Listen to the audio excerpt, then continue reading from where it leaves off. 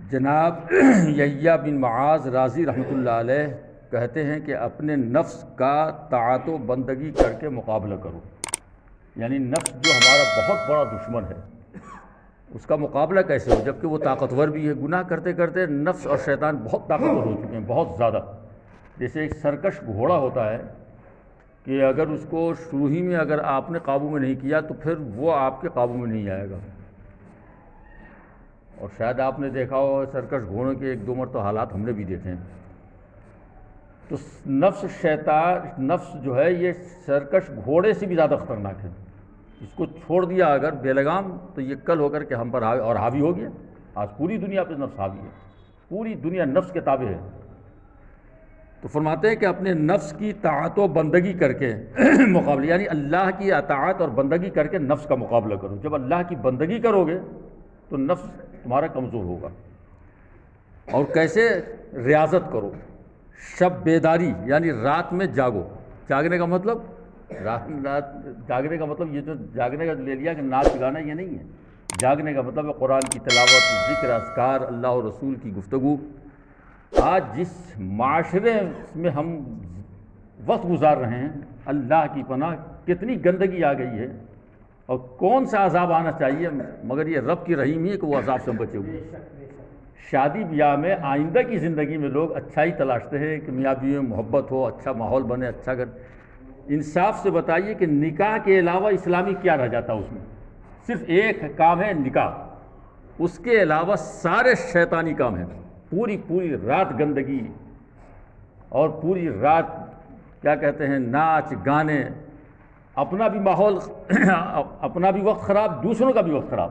یہی اگر ذکر ہونے لگے، جلسہ ہونے لگے، 2 گھنٹے کی محفل ہو جائے تو لوگوں کے کان پکنے لگتے ہیں کہ نیند میں خلل آ رہا ہے۔ یہ تو جیسے خبر ملتی ہے نا، نیند میں خلل آ رہا ہے، اور رات بھر ناچ گانے ہوتے ہیں اتنے خطرناک قسم کے، کسی کے منہ میں زبان نہیں ہوتی کہ کہہ دے کہ بھائی ہمیں سونے تو دو کم سے کم۔ یہ عذاب الہی کو دعوت دینا ہے۔ اب رہا کہ رب بڑا رحیم و کریم ہے، ورنہ حقیقت میں اس پر غور کیجیے، ان چیزوں پہ غور کیجیے۔ جب کوئی بولے عالم تو غور اس کو مت دیکھیے، اس کی بولی دیکھیے کہ اس کی بولی میں سچائی کتنی ہے، حقانیت کتنی ہے، کس قدر گندگی ہے۔ فرماتے ہیں کہ شب بیداری یعنی رات کو جاگو، قلیل گفتگو، کم سے کم باتیں کرنا۔ اس لیے کہ جب آدمی بات کرنے کا ماہر ہوتا ہے تو اس میں جھوٹ سب برا بھلا ہوتا ہے۔ اس لیے کوشش یہ کریں کہ کم سے کم بولیں، ضرورت پڑے بولیں ورنہ کم بولیں۔ اور انہی چیزوں سے معرفت کا نور حاصل ہوتا ہے۔ کم بولنا، کم سونا اور کم کھانا، یہ 3 چیزیں لازم ہیں صوفیاء کرام کے لیے۔ بزرگان دین نے اس کو اپنایا ہے اپنا۔ کم خوردن، کم گفتن اور کم خفتن، یعنی کم سونا، کم گفتگو کرنا اور کم بولنا۔ لوگوں کی تکالیف برداشت کرنا، یعنی لوگ حسد کر رہے ہیں، برا بھلا کر رہے ہیں، گالیاں بک رہے ہیں، مذاق اڑا رہے ہیں، اللہ وہ حوصلہ دے کہ برداشت کر سکیں۔ اس کا انجام ان کا بہت برا ہوگا انشاءاللہ، ان لوگوں کا بہت برا ہوگا جو علماء کے خلاف بولے۔ انشاءاللہ وہ تباہ و برباد ہوں گے، ذلیل و رسوا ہوں گے انشاءاللہ ہمیشہ۔ لوگوں کی تکالیف برداشت کرنا، اور کم کھانے کا نام ہے کم کھانے کا نام ہے یعنی ریاضت و مجاہدہ۔ کم سونے سے خیالات پاکیزہ ہوتے ہیں، کم بولنے سے انسان آفات سے محفوظ رہتا ہے، تکالیف برداشت کرنے سے درجات بلند ہوتے ہیں،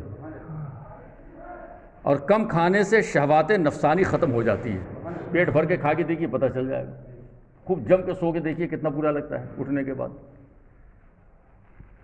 کیونکہ بہت کھانا دل کی سیاہی اور اسے گرفتار ظلمت کرتا ہے، یعنی تاریکی میں، اندھیرے میں لے جاتا ہے۔ بھوک حکمت کا نور ہے، اسی لیے اللہ والے 1 ہفتے بعد کھاتے تھے، اور جب بھوک بھی لگی تو پتے کھائے، گھاس کھا لیے۔ پیاس جب لگی بہت شدت کی تو کڑوا پانی پی لیا جا کر کے، یہ عالم تھا ان کا۔ بھوک حکمت کا نور ہے، اور سیر ہو جانا، بھر پیٹ کر کھانا اللہ تعالیٰ سے دور کر دیتا ہے۔